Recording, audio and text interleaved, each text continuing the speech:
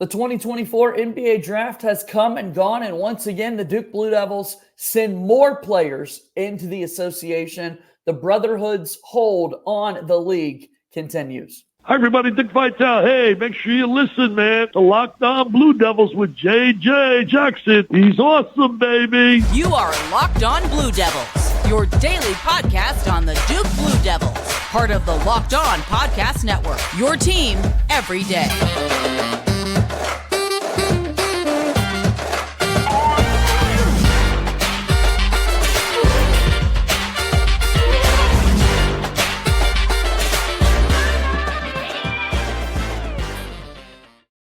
Hello, everybody, and welcome into another episode of the Locked On Blue Devils podcast. My name is JJ Jackson. It is so great to have you here with us on Monday, July 1st. How about that? July has arrived here with Locked On. Excited to bring you another episode of Locked On Blue Devils where we discuss everything going on in the life of Duke athletics. Once again, in the month of July with the College Channel on the Locked On Podcast Network. We're here with you 3 times a week. Plenty of great content coming your way. Discussing everything going on around Duke. On today's show, our good pal Conor ONeal from Devils Illustrated stops back by. It's been a little while since we've seen Conor, so we want to catch up on the NBA draft that just concluded and some other kind of Duke basketball topics worthy of discussing. So really excited to have him on the show. If you have not done so already, please be sure to follow and subscribe to Locked On Blue Devils for free, wherever it is that you get your podcasts. Also, make sure that you check us out on YouTube. Watch the show each and every day. Subscribe to our YouTube channel. Like these videos. Share it with your friends. And then follow us on X at LO_Blue Devils. And I'm there as well at _JJ_Jackson_. So without further ado, very excited to welcome him on in. Here is Conor ONeal from the Devils Illustrated. Good to see you once again. And my friend, holy cow, we're finally in July. Like this year continues to race by. Happy July 1st to you. Yeah. Thanks for welcoming me to July. It's the time of year when we talk about the NBA draft and we talk about basketball recruiting, slow moving parts in the class of 2025 at this point, but that's going to ramp up here in the next month or so. Peach Jam falls in the middle of the month. And then it's summer football preview content. That time of year where everybody thinks that their team is going to exceed expectations, and it's a time that breeds optimism. So fun times. Great time. Yesterday we saw NBA free agency officially open up, and we see players like Gary Trent Jr. and Seth Curry and Luke Kennard and Tyus Jones. I'm excited to see the big dollar figures that are going to be attached to their name as they get ready to sign new deals in their NBA career. So just something else for us to kind of be keeping up with. But we want to talk about the NBA draft, Conor, and Duke once again had 2 more players selected, one in the first round, one in the second, McCain and Filipowski. I guess talking about it as a whole, when you look back at this past year's Duke team, to end up with 2 guys being drafted, pretty good showing once again from the Blue Devils in terms of putting guys to the league. Yeah, I think so. Jared McCain is the 56th first round pick in Duke's history, and I wish I had gone back and looked at how where the breakdown is and where the divide is, because for a long time it felt like Duke did not put players in it felt like I'm going way back 80s 90s, that kind of thing. I'm not talking about the stars like Grant Hill, and you get where I'm coming from with that. Now it seems like it's a surprise if there's a season where there's not a first round pick from Duke. It's kind of a consistent churn, right? I think it's 13 out of the last 14 drafts have had at least one first rounder. So it's a lot, and I think 12 of the last 14 have had multiple Duke players drafted, not in the first round, but just drafted overall. I would say it's a little surprising to see Kyle Filipowski fall to the second round. We can dive into the multiple moving parts behind that if you want.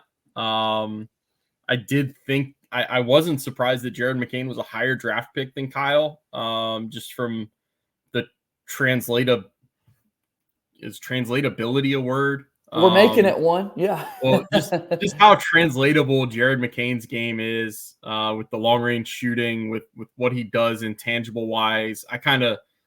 it was weird to me going through the draft process of seeing everybody just go all in on the Reed Shepherd train. And Reed Shepherd was the 6'3" guy with long range and could really shoot it and had a bunch of skills that, didn't show up all the time in box scores and that kind of thing. And it's kind of like Jared McCain did a lot of those same things for Duke. He just, I guess, didn't have the Kentucky engine behind it. I don't know where the disconnect was between one of them going third and one of them going 16th. But Jared McCain's going to a good place. I guess he's going to be coming off the bench behind Paul George if I understand the workings of what's going on in the last 24 hours correctly.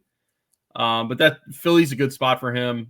I think the type of person Jared is really will endear himself to Philly as long as they get past the fact that he does TikTok videos of himself dancing.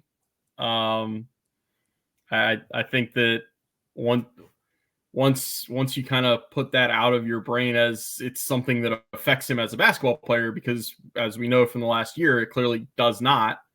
I think he's going to be a Philadelphia legend. I would agree. I mean, look, the TikTok thing aside, the guy can play basketball. That's been shown time and time again throughout the course of the season. So much fun to watch. The joy that he plays on the court, you could say, translates to what you see on TikToks and on social media and that sort of thing. Such an easy transition between the two. He's the same guy each and every day, and really excited to see what he's going to be able to do at the next level. A first-round pick for Duke, just misses being a lottery selection by 2 picks. But in a lot of ways, you got to be happy with where he ended up, because you mentioned sort of the fit.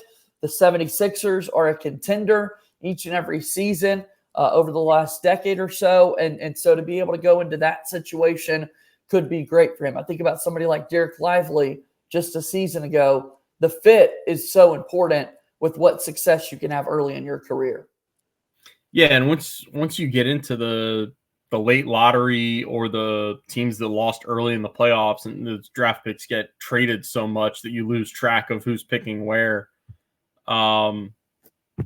you could wind up just as Jared did, going to a team that, I mean, that's a contender in the East. If it's a big if, literally and figuratively, but if they ever get a full season out of Joel Embiid and he plays 65 to 70 games in a season, now you've added Paul George, you get the Tobias Harris contract off the books. I'm just spitballing off of what I've heard. I don't pay that much attention to the NBA until the playoffs, but the playoff series against the Knicks, that was maybe the best playoff series of the whole fun to watch. Playoff. Yeah. I mean, that was a great, I think it only went, did it go 6? I believe so. I know the Knicks got up big.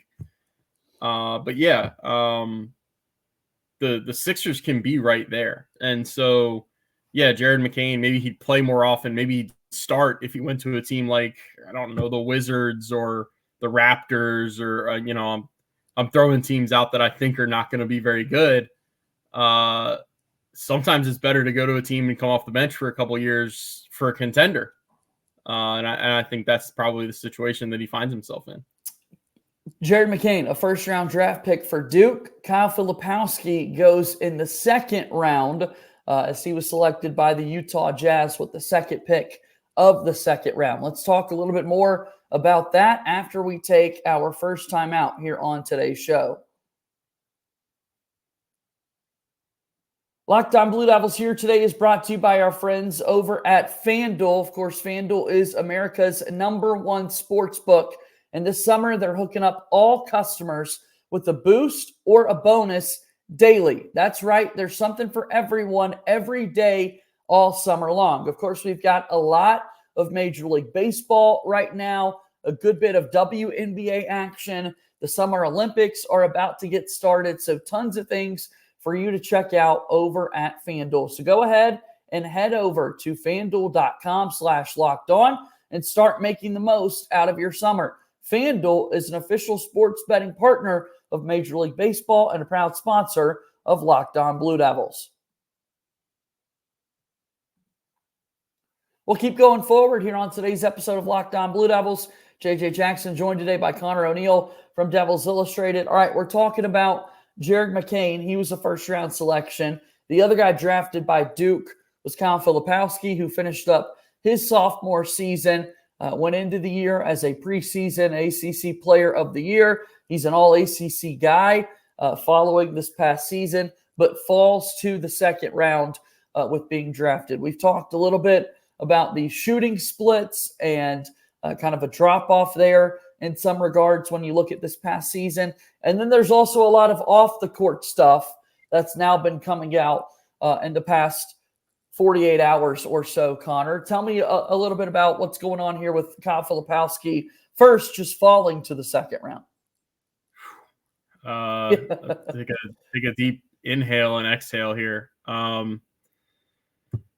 So look, some of the stuff that has come out is new information. A lot of the stuff that's come out is stuff that people covering Duke, people on my message board had something of an idea of. There's a situation, I'm assuming everybody knows it by now. Kyle's fiance is significantly older than he is. He's not in communication with his family. It's a messy situation that has become messier over the weekend with Kyle's family tweeting some pretty inflammatory stuff about the Duke staff, about Kyle. I think her name is Caitlin Hutchinson, about the fiance. It's been insinuated that the reason he fell in the draft was because of this situation. And then everybody jumps on board with the fact that I don't know if it's actually out there and proven, but once somebody puts it on Twitter as fact, then it is fact that she's Mormon and he gets drafted by the Utah Jazz. Adds to everybody that kind of spilled gasoline on the fire, if you will. The only real new information to me in this was that she was Mormon, or is Mormon. And I think that's the only part of it that's new. I mean, we knew there was a situation with Kyle. We knew there were personal issues going into the season even. Yeah. And as the season went along, we kind of uncovered those. At some point, I think it was in January, I talked to somebody who's close with an NBA front office, and they had told me that they had been hearing that there's a fight between Kyle's girlfriend or fiance. They thought that they were already engaged. I thought they were engaged at Christmas. They didn't post the announcement. Maybe they didn't get engaged. Maybe I was wrong. They didn't post it until after the season. But that was on NBA teams' radars long before the draft process, long before the combine, long before any interviews. That was on their radar. I kind of, one part of it that kind of made me chuckle was somebody said, I think it was Jonathan Gavoni, said Kyle was really nervous in interviews when he was asked about it. And I can tell you from interviewing Kyle Filipowski for 2 years, he's nervous in just about any interview situation. Like, you could be asking him about a double-double he had against Pitt, and he would sound kind of nervous unless you were just straight up asking him, like, how good did it feel to make all those shots or get all those, that, yeah, like, he kind of, that's his interview style, if you will. I was kind of nervous. Like, he'd sit there and kind of search for the right words before answering. And that would give the appearance that he was kind of stammering. And sometimes he would be stammering. Sometimes you appreciate that because you want somebody who's going to pick the right word and take an extra couple seconds, as opposed to somebody who's going to tell you the wrong thing or use the wrong word and not understand what entirely they're saying. So that was part of it that kind of rubbed me the wrong way, I guess. There's so much to unpack here. We've gotten to the point where Kyle's family is blaming Duke. It feels kind of like circling the wagons, but I don't know what Duke is supposed to do. They have an adult male that they've recruited to be on their basketball team. He's in a adult relationship. If it wasn't an adult relationship, then it happened before he got to Duke. So that's not exactly their responsibility there. So you're trying to, like, Duke's position is not going to be telling its players who they can and can't be with, who they can and can't love. Like, I can't believe we're talking about this. But that's not the position of a college basketball program. So, like I said, there's a lot to unpack. There's probably a ton more to unpack. Gosh, one of the things the brother said was that Duke students knew about the situation and were told to keep quiet. I have a hard time believing that if any significant portion of 16,000 people knew something serious or knew of something, that you could get all of them to shut up. Right. I mean, like, in this day and age of social media, come on. Yeah. Everybody wants this story to break for sure. And it's just so strange and interesting that we've ended up here. 32nd overall pick of the second round. You know, we were talking after the first round where the NBA for the first time ever has split it up into 2 different days, figuring out what exactly this would look like, because there are green room invites that take place. Players were invited to the ESPN studios to be able to walk over and shake the deputy commissioner's hand as they were drafted. Kyle Filipowski, as he was selected, was surrounded by everybody in Duke. It looked as though he went back to Durham with the team to be there for that second round of the draft. And, you know, looking at Thursday when the second round took place, outside of Bronny James being selected, this all of a sudden has turned into kind of the biggest story, and it has nothing to do with the type of player that Filipowski can be on the floor and how he would fit with a team like the Utah Jazz. Yeah, there are 2 parts of this where, you know, I'm a big South Park fan. I love the Captain Hindsight episodes, and I'm not trying to be Captain Hindsight. There are 2 parts of this that I look back on and say, mistakes were made. This was easily avoidable, and not that this needs to be swept under the rug, but we're not talking about it today if these things play out differently. One is, I don't think Kyle should have invited the green room invite. I think he should have stayed home. I think and then that comes from as much a standpoint of his off-court stuff as it does. Look, we went through the whole season wanting to see more from him, and he had good stats, and he was a first-team All-ACC player. But how many games this year did you leave saying, wow, he had good numbers, but he really didn't have that much of an effect on Duke winning the game, or Duke lost a game and he had good numbers, and you're saying, well, those are kind of hollow stats. And the one example of that I'll give is, it was like 15 minutes before the restart on that Thursday, and they showed a highlight clip of Kyle Filipowski, and they had Gavoni talking about why he fell. The first 4 clips are from the game at Carolina, the game against State in the ACC tournament. It was the Arizona game, and it was the game at Arkansas. So Duke went 27-9, and the 4 clips that they could find of highlights of Kyle Filipowski, they were 0-4 in those games. And the clip of the Carolina game was him hitting the step back 3. It's like, well, he was 1 for 6 on threes in that game. They found the one, but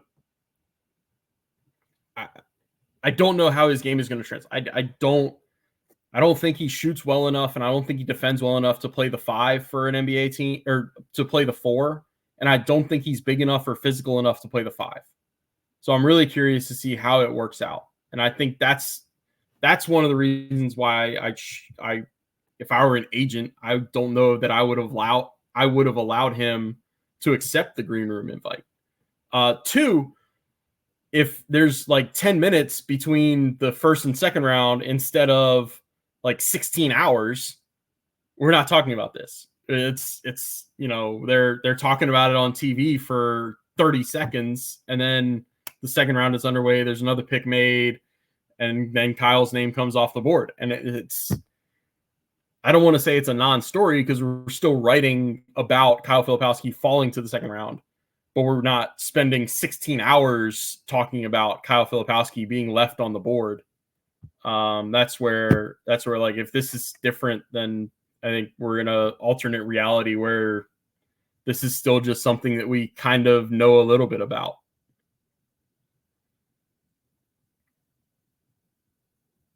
What's become evident here is the fact that Kyle Filipowski still loved by the Duke coaching staff, just to be there in the green room and then also actually there when he's drafted in those moments and that sort of thing. So very interesting to see how this plays out. But Duke, again, 2 players selected in the 2024 NBA draft, with McCain in the first round and Kyle Filipowski in the second. All right, one more timeout, and then we start to wrap things up right after this.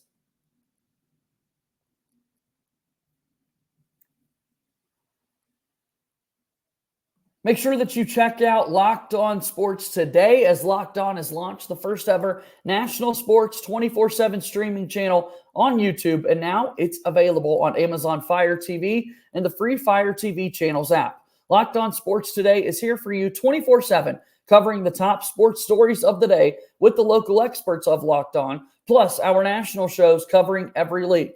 Find Locked On Sports today now available on the free Fire TV channels app. Locked On Sports today. Make sure you make that your second listen here after today's episode of Locked On Blue Devils. All right, we'll keep rolling. Conor ONeal is here from Devils Illustrated, Duke.Rivals.com. I got to say, Conor, it's July 1st. I went to the website this morning. There's like a new layout and everything, kind of a fresh look over there at your website, my friend. Tell us about the work that you've got over there these days. Yeah, Rivals went through a site-wide redesign. In the interest of full transparency, the front page is a little busy right now. We've got a few too many boxes on that right side covering up stories. Didn't do that well in web publishing at Elon University, but I know at least that you shouldn't cover up content with content. So we're working on that, but yeah, Rivals went through a redesign. So that's every site is going to have a little bit of a fresh look, and hopefully make it more eventually, hopefully be a little more user friendly, and get some stuff that people want to click on up there.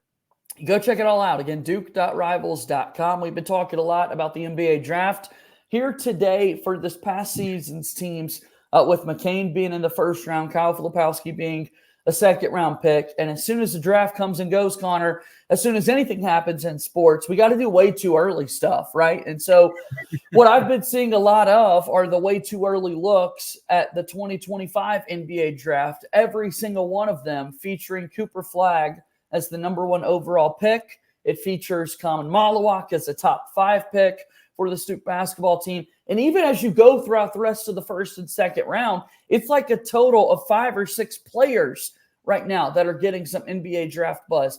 All of that to say, to wrap up our conversation here today, in the light of the NBA, how big of a spotlight is there going to be on the Duke team? We've been talking about it a little bit over the last few weeks, but when you see things like that, like these draft analysts put together their thoughts on the next one coming up, it's pretty evident there's a lot going on for Duke. Yeah, I mean, honestly, I kind of think that I'm not going to say NBA teams. I'm not going to say NBA teams know everything that they need to know about Cooper Flagg right now, but they have a good handle on Cooper Flagg. They've been able to scout him for, I think, a year, maybe longer at this point. He's doing Team USA stuff. He's going to go to Vegas and practice against the team that goes to Paris. So, like, that's that's kind of the end of the rainbow prize for whoever wins the lottery next year. I think that's going to attract them to Durham in the upcoming season. But I also think that like Kaman Malawak is a little bit of a mystery to NBA teams. They haven't seen him as much. They will want to see if Isaiah Evans has consistency in his game. And, you know,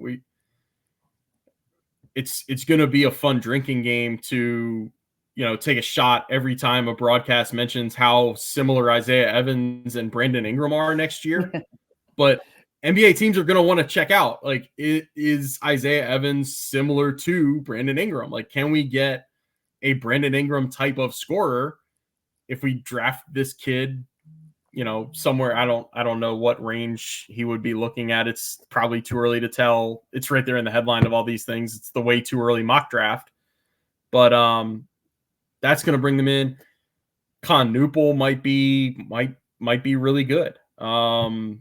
They're going to want to get a look at Malik Brown. If he can add offense to already being an elite defensive player, then he could be a projected pick next year. So it's Cooper Flag, but it's also a lot more than Cooper Flag. It goes a lot deeper. There's a lot more intrigue with the projectability of some of Duke's guys. You know, Sion James is an older type of player, but I've got to think anybody with a body that looks like him that has some skill is a bit of a pro prospect. If that's somebody that you stick on the end of your bench and just want for defensive purposes, I don't know, but there's probably a pro in him, pro career or pro future in his future. Yeah, and not even mentioning the two guys returning from this past year's Duke team, and Caleb Foster and Tyrese Proctor, you know, and what those guys could be. So, look, we've got plenty of time to talk about those, but if folks are interested, several way too early 2025 NBA mock drafts, and you will see a lot of Duke players listed in there. Conor, it is great to see you as always, my friend. Thanks for the time, and thanks for being on the show here today. Thanks for having me. All right, that's Conor ONeal, Devils Illustrated. Go check it all out, duke.rivals.com, as that brings us to the end of today's episode of Locked on Blue Devils. Make sure you subscribe to our YouTube channel, like this video, share it with your friends, subscribe to our podcast feed as well. As always, go Duke. I'll talk to you tomorrow. My name is JJ Jackson. Thank you and good day.